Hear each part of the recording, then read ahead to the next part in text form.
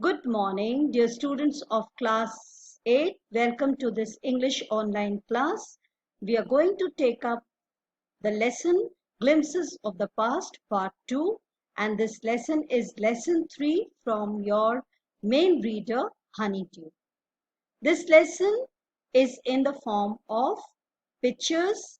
It provides us a pictorial glimpse of the history of our country from 1757 to 1857, the circumstances leading to this event of the first war of independence in 1957, which finally was a starting point of our struggle for freedom.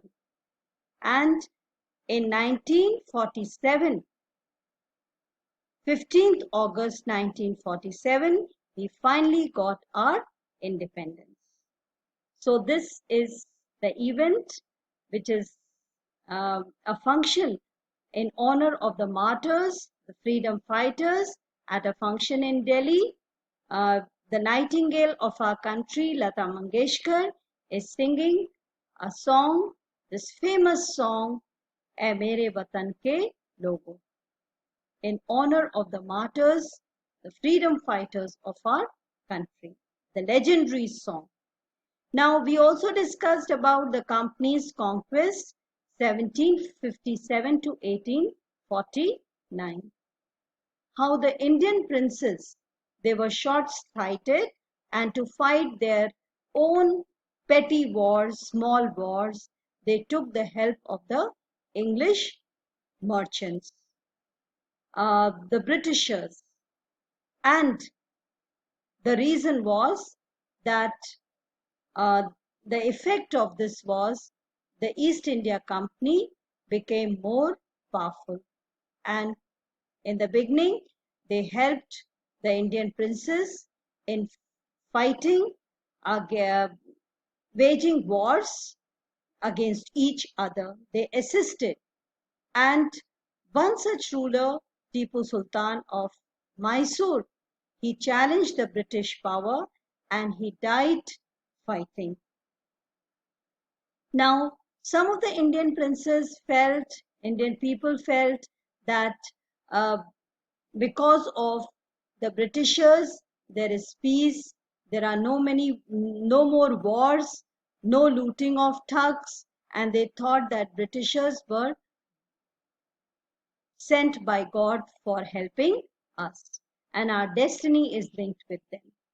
But then there were some Indians who felt that some of the kings, though they were not good, but after all, they belong to our country. And now we have become slaves in the hands of foreigners, in the hands of Britishers. Now, the British rule from 1765 to 1836. Now, religious leaders, they preached ideas like untouchability and child marriage. And the Britishers, they made they really gained out of this situation. And the British, they invented methods which gave them more profits, which gave more profits to the East India Company. The goods that were manufactured in England, they did not have any import duty.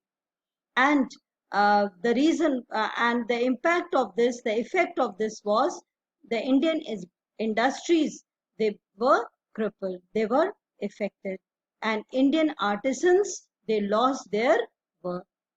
Now, Raja Ram Mohan Roy is another learned man from Bengal, 1772 to 1833. Now, let us begin with today's lesson, which starts with Raja Ram Mohan Roy, a learned man from Bengal, who understood what was wrong with the country. Let us despite ourselves, our ancient culture, let us not despise. Despise means hate ourselves, put ourselves down. Our ancient culture is great and we are capable of greater achievements. We must first reform our society superstitions have been ruining us. So Raja Ram Mohan Roy was a learned man, and he felt that we should not think that our culture uh, is bad in any way. Let us not bring ourselves down. Our culture is very great, and we are capable of bigger things in life. So first thing we need to do is reform our society. Superstitions like untouchability, child marriage, and then thinking that women, they are inferior. These are all wrong things. They have to be these evils have to be removed from our society. He told his wife Uma, cows are of different colors, but the color of their milk is same. Different teachers have different opinions, but the essence of every religion is the same. Such a beautiful thing he shared with his wife, that though colors can be different, but the milk color of milk is always white. Similarly, different teachers, they can be of different religion, but every religion, it teaches us the same thing, that is loving humanity. He was attracted by science and modern knowledge. Modern knowledge, science always attracted him, and he felt that knowledge should be practical and scientific. He started newspapers, but the suspicious British stopped them in 1823. When he made an effort to start newspaper uh, so that he could spread his ideas to the people, the Britishers stopped him from doing this. He crossed the seas. Earlier it was considered a taboo. Going uh, to foreign land was not considered a good sign, a good thing. But he crossed the seas and went to England to receive higher education. And he wanted to see at the same time what thing, what things made the British powerful. There he told them, he addressed the Britishers, we accept you as rulers, you must accept us as subjects, but you must remember the responsibility of a ruler that a ruler owes to his subjects. What is the responsibility of a ruler to his subject? That a ruler should always take care of his subjects' welfare, well-being. A ruler should not think about his own welfare, but a ruler should always think about the welfare, about the good of his subjects. Subjects means people whom he is ruling. Ruler is a king. Now, oppression. 1765 to 1835. Oppression means how the Britishers, they really tortured the Indians. But the British continued to oppress the Indians, torture the Indians.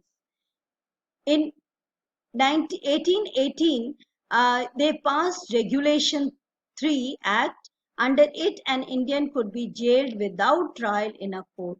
Means any Indian without any trial in the court could be jailed. So this was the Regulation 3 Act. At the time, British officers in India drew big salaries and also made fortunes in private business. They they had very big salaries and they made lot of money in private business. By 1829, the British was exporting British goods worth 7 crore rupees to India. Governor General Bentinck reported back home, the British prospered on the company's loot while Indian industries began to die.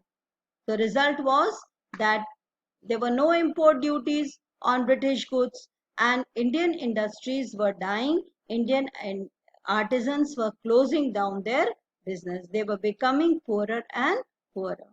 Governor General Bentinck reported back home, the bones of cotton weavers are bleaching the plains of India. Such a cruel remark.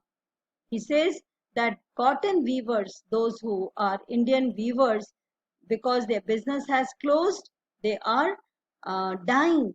and their blood is bleaching the plains of India. You can see in this picture the condition of the cotton weavers, how thin, how weak they are looking. Now, dissatisfaction, 1835 to 1856. Education in India was in Persian and Sanskrit. In 1835, an Englishman named Macaulay suggested a change. Macaulay said that some change need to be made in Indian education system, because till now education in India was in Persian or in Sanskrit. We should teach the native through English language. I agree. So he said, Macaulay said that instead of uh, Persian and Sanskrit, English language should be taught. English education produced clerks to whom the British gave petty jobs under them. When the Indians received English education, they were appointed as clerks, and Britishers gave them small jobs. Incidentally, it also produced a new generation of intellectuals. At the same time, a new generation of intellectuals, academicians, learned men were produced, means they were brought up. We must educate our brothers. Now, this is what they felt, that once we are educated, we must educate others and try to improve their material conditions. For that, we must convey our grievances to the British Parliament. This is what the educated Indians were thinking, that whatever problems we are facing, we must put this in the British Parliament. In 1856, the British had conquered the whole of India. In the first map that was shown to you, the yellow portion was dominated, but now the map has changed. You can see the yellow portion which belonged to the Indian princes is becoming smaller compared to the pink one which is being ruled by the Britishers. They cared little about the needs of the Indians. The Britishers did not take care about the needs of the Indians. Our kings have become puppets and we have lost our old jobs and lands. They are converting our brothers. You only talk, do something to drive them out. Now they are thinking that something should be done to force the Britishers to leave the country. The sparks, 1855 to 1857. Taxes continued to ruin the peasants in Bengal. The Santals who had lost their land under the new land rules became desperate. In 1855, they rose in rebellion and massacred Europeans and their supporters alike. So in Bengal, because the taxes were becoming very heavy, the Santhal tribes, they had lost their lands under the new land rules and they became very violent. In 1855, they rebelled and they killed the Europeans and those who supported them. You can see how people are revolting. Discontentment was brewing in the East India Company army too. So people were becoming very dissatisfied. The white soldier gets huge pay, mansions to live in, servants, while we get pittance and slow promotion. So this is what Indians are discussing, that white men are getting all benefits and we Indians are getting very small salaries and we are tortured. The Angrez ask us to cross the sea which is against our religion. Who is the topi wala to abolish our age-old customs? So they are revolting. We must drive out the Angrez. Means the Britishers should be asked to leave the country, and Sepoy Mangal Pandey attacked the adjutant of the regiment and was executed. The first revolt came and Mangal Pandey, the Sepoy, he revolted and he was punished for it. Thousands of other sepoys revolted. Now other sepoys also started revolting. They were stripped of their uniforms. Few Englishmen had cared to understand Indian customs or the people mind. O proud Brahmin soldiers, Now we are going to stop here. We'll continue with this in tomorrow.